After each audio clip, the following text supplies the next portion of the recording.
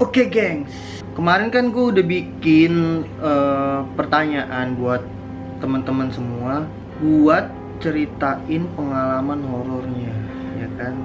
Nah sekarang gue pengen bacain pengalaman teman-teman semua, kejadian-kejadian yang aneh, kejadian yang ganjil, kejadian horornya yang udah kalian cerita ke Instagram gue nih. Kita lihat nih yang pertama dari Rahma ABADR. Pas kecil aku bangun subuh-subuh, terus lihat mamaku di dapur lagi masak. Terus aku ke ruang tengah nih buat hidupin TV. Nah pas aku lihat TV itu kan hitam ya. Oh TV mati kan hitam gitu. Warnanya jadi benda-benda yang di belakang aku tuh kelihatan. Nah di TV aku ngelihat di bagian tangga aku dipegangnya gitu. Aku dipegang, maksudnya mungkin dia dipegang gitu kali ya. Ada baju pocong persis mirip banget sama pocong. Terus aku spontan dong noleh ke belakang, dan pas aku noleh itu nggak ada. Ya udah aku lari ke dapur tempat mama itu, sumpah kaget beneran. Wah ini tapi gue juga pernah sih kayak gitu. Kayak lagi TV mati, tiba-tiba lagi main HP, ngeliat ke TV, terus kayak ada yang aneh gitu, putih-putih, kayak lontong gitu ya kan. Tapi kalau gue juga pernah sih, gue nggak bohong, gue pernah kayak gini. Dari yang pertama aja gila, serem sih itu. Oke nih, kita lanjut ke cerita yang kedua dari ULYY01. Tiap cerita horor sama siapa aja, pas udah cerita mau pulang pasti jalan langsung sepi. Lagi cerita horor, abis itu mau pulang sepi. Berarti kayak situasi alam tuh kayak nganter dia gitu.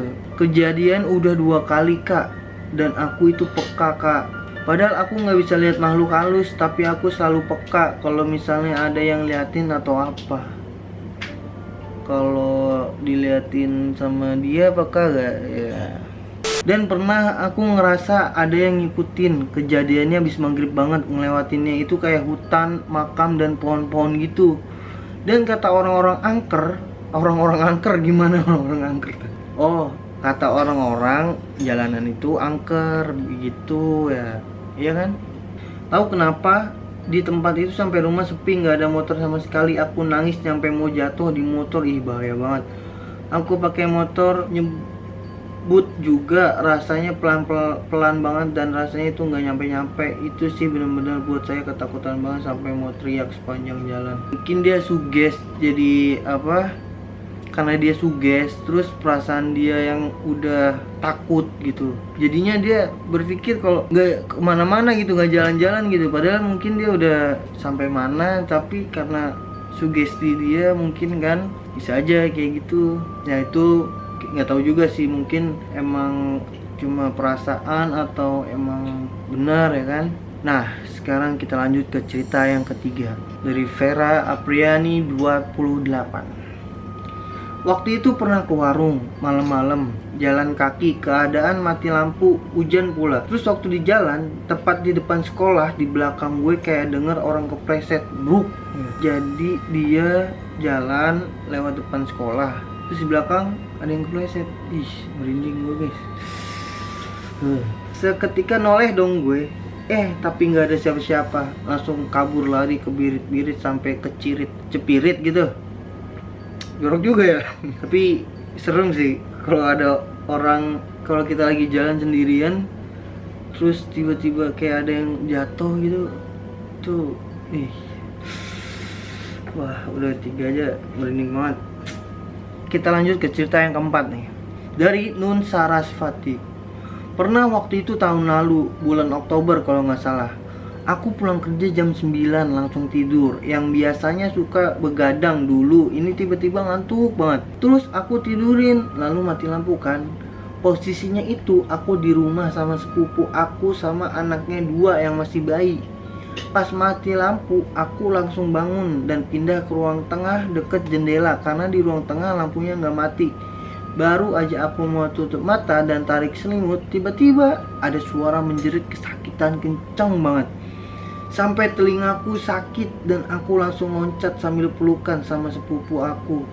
Habis itu kita langsung gendong bayi, langsung keluar sambil minta tolong. Itu sumpah serem banget. Pas aku cari tahu ternyata memang baru ada yang meninggal. Masih muda, punya anak satu, masih kecil, yang kebetulan yang meninggal tuh rumahnya di belakang rumah. Itu sekaligus teman mainnya sepupu aku. Gila. Jadi kalau merinding sih. Gimana tuh mau tidur ada yang menjerit gitu. Itu serem banget sih itu.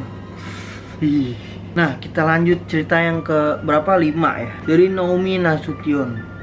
Cerita horor aku. Pas waktu aku bangun tidur jam 12 malam, saya lupa nutup jendela kamar saya. Dan saya nutup jendela tuh terlihat saya seorang wanita rambut panjang yang menutupi wajahnya, mengayunkan kakinya di atas atap rumah saya dekat jendela kamar saya. Langsung panik dan langsung saya tutup jendela dan saya hidupkan lampu kamar saya dan saya tutup wajah dengan banget.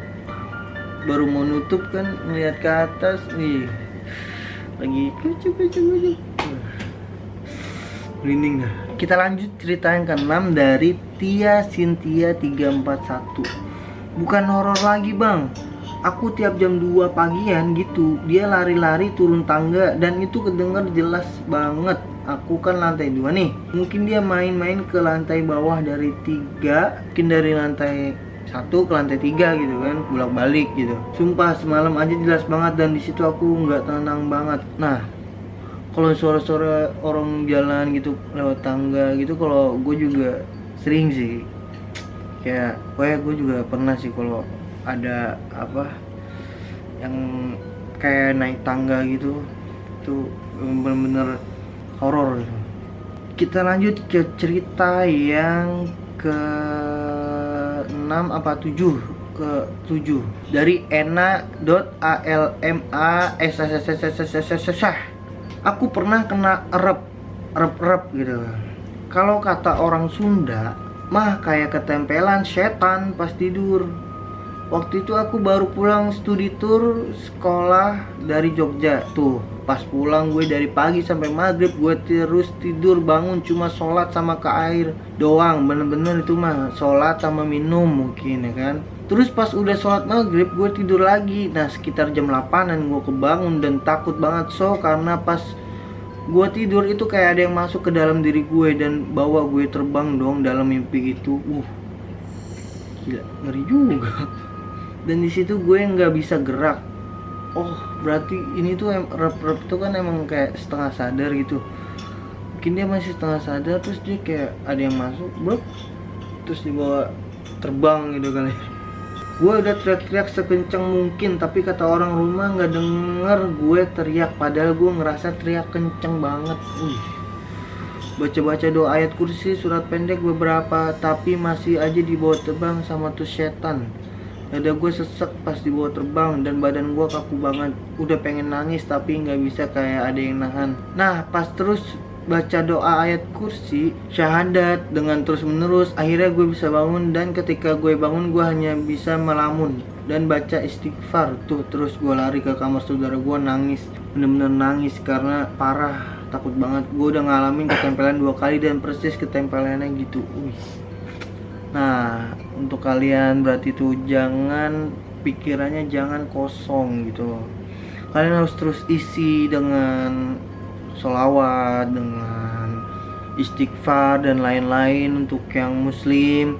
Dan untuk yang agama Kristen atau maupun yang lain juga, kalian harus emang nggak boleh kosong gitu pikiran dan hati kalian gitu. Jadi bisa terhindar dari setan-setannya, setan apalah gitu ya kan.